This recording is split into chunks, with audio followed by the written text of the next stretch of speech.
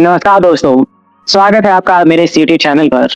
27 सितंबर 2024 को इजराइल की एयरफोर्स द्वारा हिजबुल्लाह के लीडर हसन नसरल्लाह की हत्या ने मध्य पूर्व में बड़ा भूचाल ला दिया है।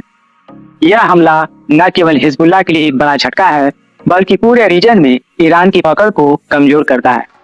हसन नसरल्लाह, जो टेररिस्ट संगठन हिजबुल्लाह का चेहरा था, उनकी मौत ने इस संगठन को बुरी तरह से अस्त व्यस्त कर दिया है। यह अटैक इजराइल के लिए एक सिग्निफिकेंट जीत है और इस रीजन में पावर डायनेमिक्स को बदलने की संभावना रखता है। हसन नसरल्लाह ईरान के सबसे अनुभवी और वफादार एलाई थे।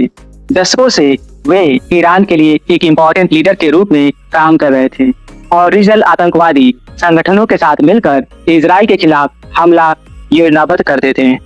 हिजबुल्लाह, हमास और फिलिस्तीनी इस्लामिक जिहाद जैसे संगठनों के साथ मिलकर नसरल्लाह ने इजराइल के खिलाफ एक मल्टी फ्रंट वार शुरू करने की योजना बनाई थी। उनके लीडरशिप में हिजबुल्लाह एक बड़ा खतरा बन गया था, खासकर जब नसरल्लाह ने हूथी रिबेल्स को भी इस संघर्ष में शामिल करने की कोशिश की थी। लेकिन अब नसरल्लाह की मौत से ईरान की योजनाएं ध्वस्त हो रही हैं। इससे पहले कासिम सुलेमानी और अबू महदी अल मुहंदिस जैसे प्रमुख नेताओं की हत्या से ईरान पहले से ही कमजोर हो चुका था। नसरल्लाह की डेथ के बाद अब ईरान का सबसे पावरफुल एलाई खत्म हो चुका है, जिससे इजराइल के खिलाफ ईरान की स्थिति कमजोर हो गई है। हसन नसरल्लाह की मौत के साथ ही हिजबुल्लाह ऑर्गेनाइजेशन बुरी तरह से टूट चुका है। हाल ही में इस टेररिस्ट संगठन ने अपने कई प्रमुख कमांडर्स को खो दिया था, जिनमें रदवान फोर्स के 16 प्रमुख लीडर्स भी शामिल थे। इसके बाद ड्रोन यूनिट के प्रमुख की भी हत्या हो गई थी। हिजबुल्लाह, जो अब तक अपने रॉकेट, ड्रोन्स और अन्य एडवांस वेपन्स के बल पर इजराइल को धमकी दे रहा था, नसरल्लाह की मौत के बाद बिखर गया है। इस ऑर्गेनाइजेशन के पास भले ही वेपन्स का विशाल भंडार है, लेकिन लीडरशिप के बिना यह संगठन अराजकता की स्थिति में पहुंच गया है।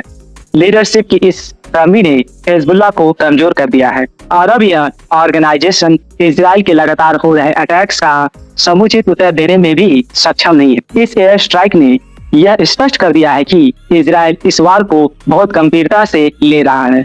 इजराइल ने यह साबित कर दिया है कि वह न केवल अपनी डिफेंस कर सकता है, बल्कि हमला करने में भी कैपेबल है। हिजबुल्लाह ने कभी नहीं सोचा था कि इजराइल इस प्रकार का हमला करेगा। इजराइल की गवर्नमेंट ने स्पष्ट कर दिया है कि वह उत्तरी क्षेत्रों से अपने नागरिकों को सुरक्षित स्थानों पर ले जाने के बाद अब इस युद्ध में पूरी तरह से शामिल है। इजराइल ने हिजबुल्लाह को कमजोर करने के लिए पूरी ताकत छोड़ दी है।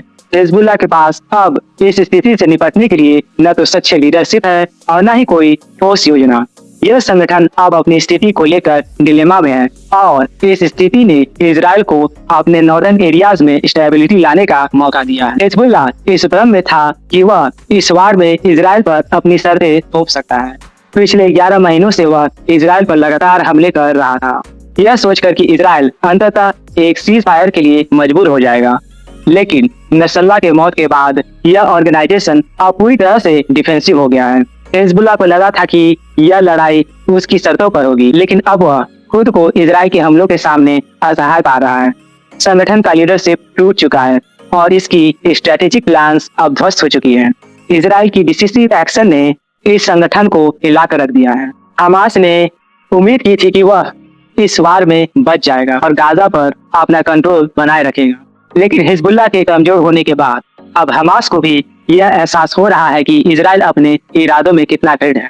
हिजबुल्लाह, जो पहले इजराइल के खिलाफ 1,50,000 रॉकेट्स का खतरा बनकर खड़ा था, अब कमजोर हो चुका है। हिजबुल्लाह की तरह हमास ने भी इजराइल के खिलाफ अपनी योजना बनाई थी, लेकिन अब उसे यह डर सता रहा है कि वह भी हिजबुल्लाह की तरह इजराइल के हमलों का शिकार हो सकता है। इजराइल ने इस रीजन में अपनी मिलिट्री पावर और पॉलिटिकल दृढ़ता का परिचय दिया है और अब हमास और ईरान के अन्य टेररिस्ट ग्रुप्स यह महसूस कर रहे हैं कि इजराइल से मुकाबला करना आसान नहीं होगा। हसन नसरल्लाह की मौत ने मिडिल ईस्ट में हिजबुल्लाह और ईरान के टेररिस्ट ग्रुप्स की स्थिति को बुरी तरह से कमजोर कर दिया है।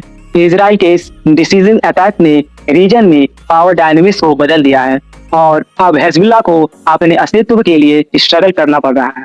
हसन नसरल्लाह की डेथ ने यह साबित कर दिया है कि इजराइल अपने दुश्मनों के खिलाफ कठोर कदम उठाने से पीछे नहीं हटेगा। मुझे आशा है कि आपको यह वीडियो पसंद आया होगा। मिलता हूँ मैं आपसे अगले वीडियो में, तब तक के लिए कोई ख्याल रखें।